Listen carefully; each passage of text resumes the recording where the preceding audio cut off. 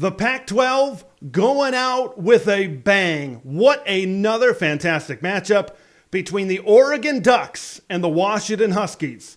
It's Washington that finishes a perfect Pac-12 season. And if they can continue to play like this, if we get this Washington Huskies in the playoff, they could maybe do some damage. From LA to Piscataway, all Big Ten all year long. This is Big Ten 10. Quick question. Can we have Washington and Oregon play every single week? Man, the last 2 years, when these teams get together, you see game of the year candidates. You see games that come down to the absolute wire. Who has the football last?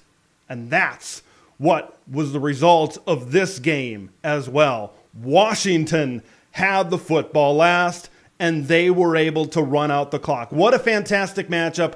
What a way to send these Pac-12 teams out. What a way to send the Pac-12 conference really out as a whole. I think we're really fortunate that we're going to get this Oregon and Washington game as a Thanksgiving weekend, rivalry weekend type of matchup going forward. Of course, those two teams have been playing their in-state rivals, the Civil War and the Apple Cup, kind of for all these years. Washington needed to come out the way they did. They needed to come out with their hair on fire. They needed to come out with confidence. They needed to come out with momentum. You couldn't let Oregon get this lead. You couldn't let Oregon get the fast start. Washington needed to start like they did and the way they did on October 14th when they played. They played from a position of power most of the night, and getting that lead early was so huge. So in my preview, I talked about who's going to Big Ten this game up. Who's going to Big Ten this game up? Who's going to be more physical at the point of attack? If you would have told me the team that does that is going to win, I would say, yes, I agree with you. Oregon's probably going to do that. Oregon's probably going to win that way. But it didn't happen. Washington won the battle in the trenches, both on offense. Their offensive line paving the way for Dillon Johnson. This was a top 10 Oregon rush defense coming into this football game. And they own the line of scrimmage, right? We all know about Washington's pass game. We all know about how explosive they are when things are really on for the Huskies. And they were on today. But then you add in the added element of this run game, of the offensive line doing what they did up front for the Huskies. It makes a full, complete offense. And then you look in the trenches on the defensive side of the ball. Oregon had a good run game coming into this one. Bucky Irving, Jordan James couldn't really get it going on the ground. Of course, Bo Nix had that big run. That was the biggest chunk run for Oregon in this game. But Washington did a great job flowing to the football, attacking the ball carriers.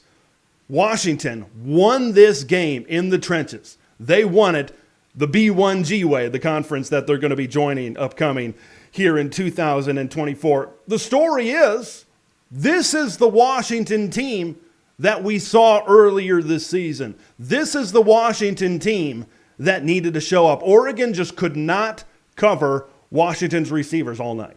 There were points and times where this Huskies offense maybe slowed down a little bit, but overall, Washington, with their balance on offense running the football, and then what happened throughout this pass game as well, was awfully impressive when you factor in Jalen Polk, when you factor in Roma Dunze, right? When you factor in all of these guys. Jeremy Bernard, like there's so many good players out there for Washington, and then you throw in an All-American caliber player back from injury like Jalen McMillan. It just makes this thing that much tougher for a team like the Oregon Ducks throughout this game. Now, Oregon, even though Oregon got down early, 3 and outs early in this game, the Ducks were never going to get blown out of this one. Bo Nix wasn't going to let it happen, right? Dan Lanning and this offensive staff wasn't going to let it happen. They were going to come back. This was always going to be a 4-quarter game. Both of these teams are too good to let this one be that one-sided. And Bo Nix, I really thought when Oregon was coming back and Bo Nix was really getting to a rhythm, I thought they really had Washington on their heels at that point. And it looked like the Ducks were really humming within this football game. But you got to give credit to the Washington Huskies for making the stops when they absolutely needed to. And all of these games that Oregon and Washington get together in, who makes the couple of plays when you get to this time of the year, conference championship time, college football playoff time, when you get to this time of year, who makes just that one play, that second play, that third defensive play? Who makes it?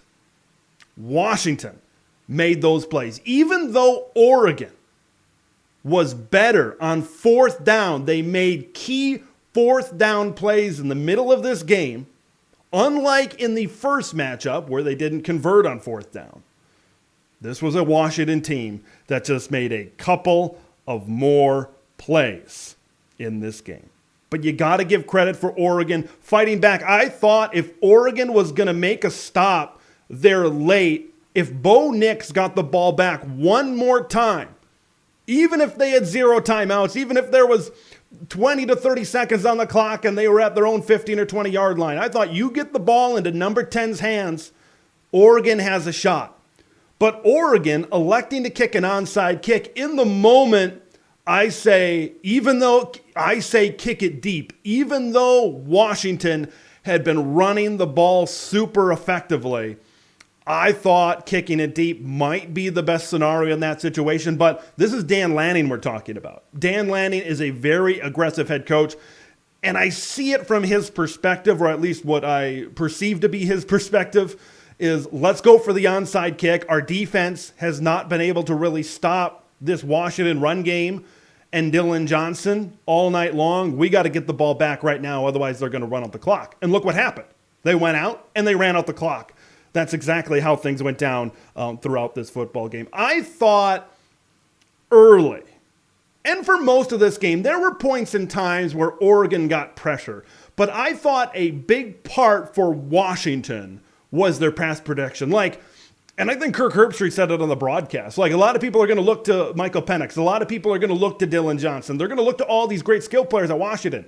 And rightfully so, but that offensive line may have been the MVP of this football game. They did a pretty solid job protecting Michael Penix throughout this game, and they paved some holes in the run game. This offensive line for the Huskies may be the MVP of this college football game. What a fantastic game. But now we got to look ahead. It's going to be the Washington Huskies that are going to be in the college football playoff. Going up, maybe if Michigan wins, if Georgia wins, you got to think that they play the Wolverines in that Rose Bowl. I'm very curious to see if we see this Washington, if we see a Washington that can be physical at the point of attack, but that can also be explosive over the top, and that a defense that's just good enough where you see that really good offense on the other side, a defense that's just good enough to make a few stops down the stretch. Is this a Washington team that can make a run? Can they win a semifinal? Can they win a national championship? I thought Oregon was maybe the more complete team coming into this game. But Washington proved to me that in big games, that in close games, they can make the plays down the stretch. Thanks for watching Big Ten Ted, where it's all Big Ten all year long. Make sure to like the video to spread the word of Big Ten Ted to the masses, and subscribe to the channel for updates on Big Ten content that drops every day.